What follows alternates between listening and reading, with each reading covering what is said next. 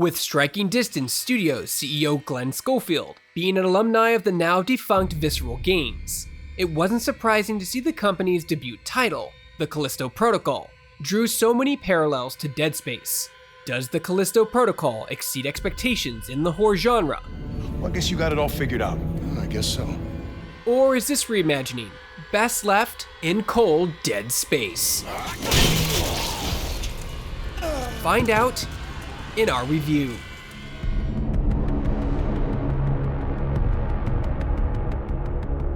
Hey folks, if you enjoyed this video review, be sure to hit that like, subscribe, notification button. It's 3 small clicks for you, but means the world to us. Let's get started. The Callisto Protocol finds freight transporter Jacob Lee a victim of being in the wrong place at the wrong time, when his ship is boarded by a group of terrorists, which ultimately results in it crash landing on one of Jupiter's moons, Callisto. Jacob is promptly tossed in the Black Iron Prison, a maximum security facility reserved for the worst offenders. Welcome to Black Iron Prison. I just love that last part. Gives me chills every time. Not long after he arrives at Black Iron, the prison becomes overrun with a parasitic alien species that leads to absolute anarchy and chaos. What the fuck was that? The Callisto Protocol wastes little time in getting into the meat of its story. Once we've established Jacob's incredible unfortunate circumstance, it's not long before all hell breaks loose at Black Iron. While Jacob himself isn't the most compelling protagonist, I couldn't help but root for this down-on-his-luck freight transporter to make it out in one piece. You shouldn't worry so much, you know? You live longer. With the alien outbreak seemingly happening out of nowhere, there was also a mystery element in getting to the bottom of it all. While the majority of Black Iron Prison's inhabitants have either died or been turned into one of the zombified creatures, Jacob's not the only right-minded human being left. Elias and Danny are a couple of recurring characters throughout the adventure that help to expand the universe with meaningful insight while increasing the stakes for Jacob. I dug that this trio isn't just immediately the best of friends. Instead, they're unsure of how much they can trust each other despite their shared motive of escaping the prison. Don't you leave me hanging. I got you, unless you know what I'm part of. No, I'm afraid not. Combat in the Callisto Protocol requires players to frequently dodge enemy attacks. However, it's not timing based.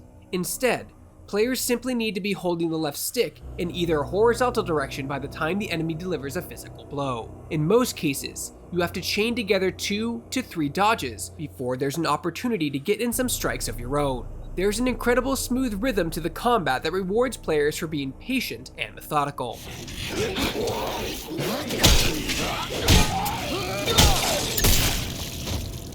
While there are firearms in the Callisto Protocol, combat is heavily melee-based.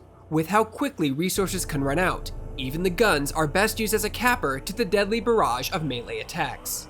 Whether I was firing a pistol or swinging a baton, there was a real weight to the combat that made every engagement feel impactful.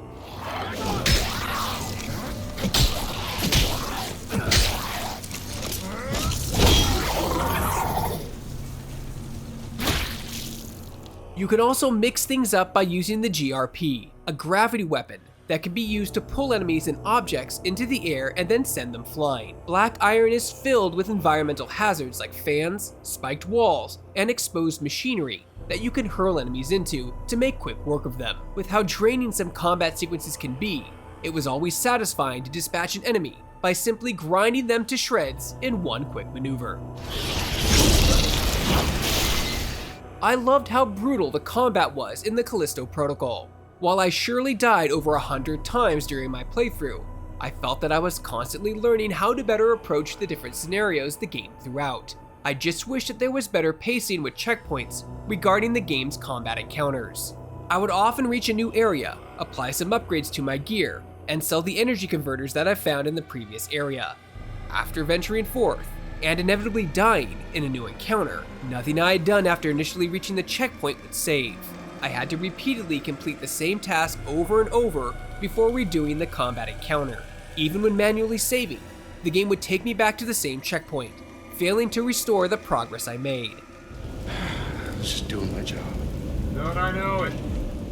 A large portion of the Callisto Protocol's marketing revolved around the game's excessive gore and intricate death sequences for both Jacob and the various alien creatures found in Black Iron. I had my head sliced in half, my limbs removed, and plenty of other death scenes that continue to surprise me throughout my playthrough. Striking Distance Studios thoroughly delivers all the blood and guts a horror fan could want, and then some.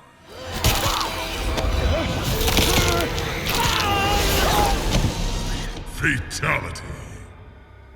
Black Iron Prison works as the perfect sci-fi horror setting. Its seemingly endless corridors and vents encourage exploration, even though I knew some serious horrors were awaiting me at every turn. I was impressed by how scary the Callisto Protocol was, without relying on jump scares to get my heart pumping. Instead, ominously quiet hallways, haunting silhouettes, and unsettling sound design made me grit my teeth as I turned every corner. There are a handful of instances where I said nope out loud to myself after entering a new area for the first time. Oh shit.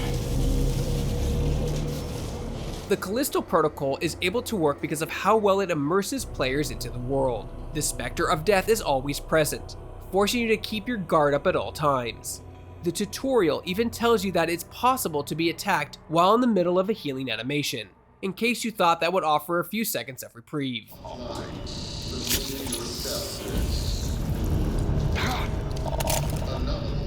Further contributing to the immersion in the Callisto Protocol is the fact that the game has no HUD. There's no ever-present stamina bar, mission objective, or anything else. That said, the game cleverly gives you a health bar in the device attached to the back of Jacob's neck upon being incarcerated. Try not to move, it'll only make things worse. Fuck you!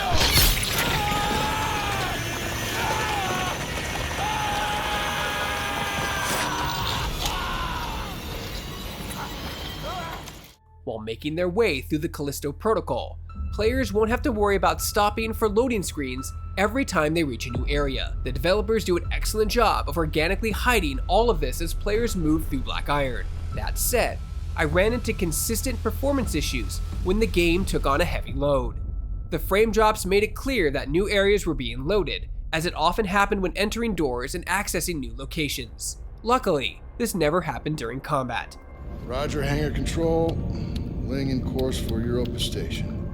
The Callisto Protocol is a deeply immersive sci-fi horror experience that firmly grabs you at the start and doesn't let go. While this immersion slows its cracks during the transition into new areas, it's not enough to ruin the overall experience. The Callisto Protocol is an impressive first outing for Striking Distance Studios, and the latest entry in the pantheon of excellent sci-fi stories. Hey folks, if you enjoyed this video review, be sure to hit that like, subscribe, and notification button. It's 3 small clicks for you, but means the world to us. For more video reviews and everything else gaming related, you're already in the right place. You're on Shacknews.com.